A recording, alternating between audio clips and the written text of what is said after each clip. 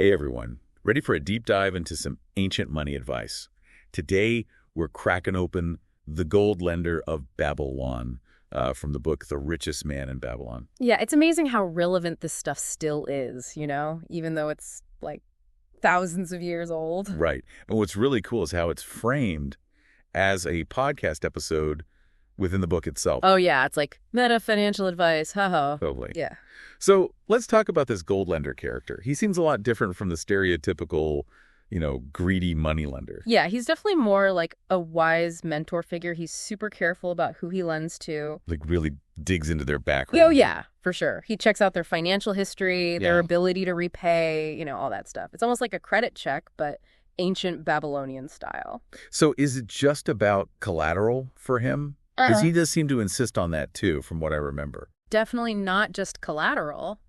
He also wants to see honesty, integrity, a good work ethic. Like, does this person have what it takes to succeed? It's almost like he's investing in the person, not just the venture they're using the loan for. Wow, that's pretty different from a lot of the financial advice you hear today, right? It makes you think maybe we focus too much on the numbers, the credit scores, and not enough on the human side of things. I think that's a good point. I mean, remember, this gold lender, he's not dealing with some abstract financial system. He's dealing with real people and their lives. That's true.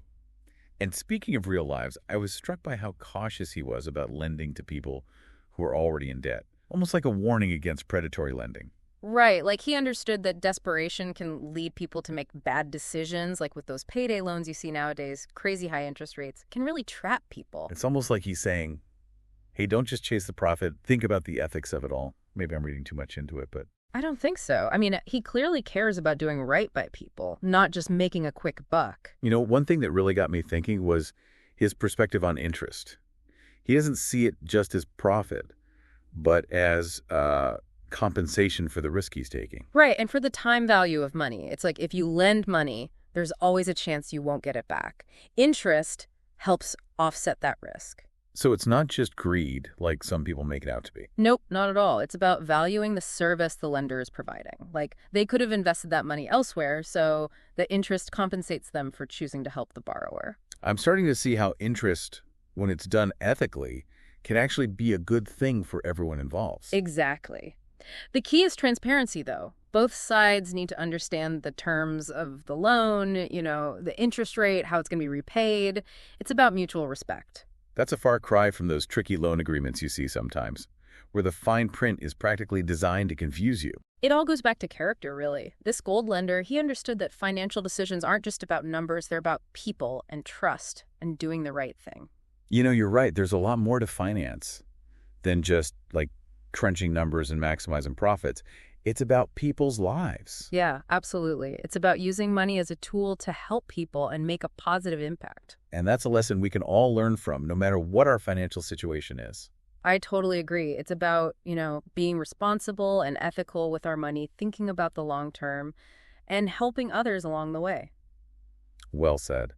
So, to our listeners, we challenge you to think about how you can apply this ancient wisdom to your own lives. How can you be a gold lender, even in small ways, maybe to your family, your community? Food for thought, right? Absolutely. We'll be back soon with more from the Gold Lender of Babylon and how its advice can still help us navigate the world of money today. See you then. It's kind of like this gold lender is advocating for, like, a more holistic view of finance. I think that's a great way to put it, yeah. It's not just about the bottom line. It's about the well-being of everyone involved. It's funny, we always talk about financial literacy, like understanding interest rates and budgeting, but this chapter is almost like a different kind of literacy, like a literacy of character. Ooh, that's good. I like that. A literacy of character. Yeah, because it's not enough to just know the mechanics of money. You got to know how to use it responsibly, too. Seriously, like this gold lender guy should be required reading for anyone who deals with money. Yeah. Bankers, investors, even just regular people trying to manage their budgets. I totally agree. He's got this fundamental sense of fairness, like success shouldn't come at the expense of others. It's not about being like a cutthroat shark or something. It's about being a good steward of your resources. Exactly. And he even talks about how lending can be a way to empower other people to help your community thrive, which is so different from that dog-eat-dog mentality you see sometimes. It makes you wonder if we've lost sight of the bigger picture a little bit, like how finance can be used to make the world a better place. That's a really interesting thought. And this chapter gives us a good framework for how to rethink our relationship with money, how to create a system that's more fair and sustainable. I'm curious, are there any specific stories from the chapter that kind of show how this gold lender puts his principles into action? Yeah, there's this one story that always sticks with me. It's about a merchant who wanted a loan to expand his business. Okay, and Well, the merchant had a good track record, and his business plan was solid. But the gold lender noticed that he was spending a lot of money on luxury items, really fancy stuff. so even though the numbers looked good on paper, there was something off about his character. Right. He saw that the merchant's lifestyle didn't really match up with his supposed commitment to his business, he was worried that all that lavish spending might lead to trouble down the road. Wow, so he's not just looking at spreadsheets, he's reading people, picking up on these subtle cues. Exactly. And you know what he did?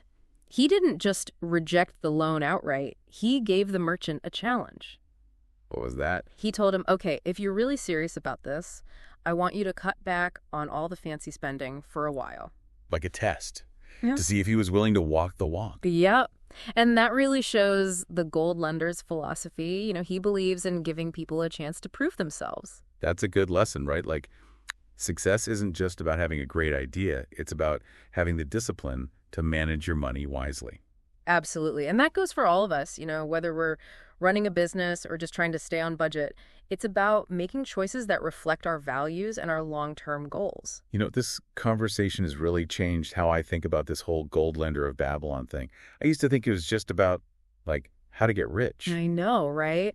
But it's so much deeper than that. It's about, living a good life, financially and ethically.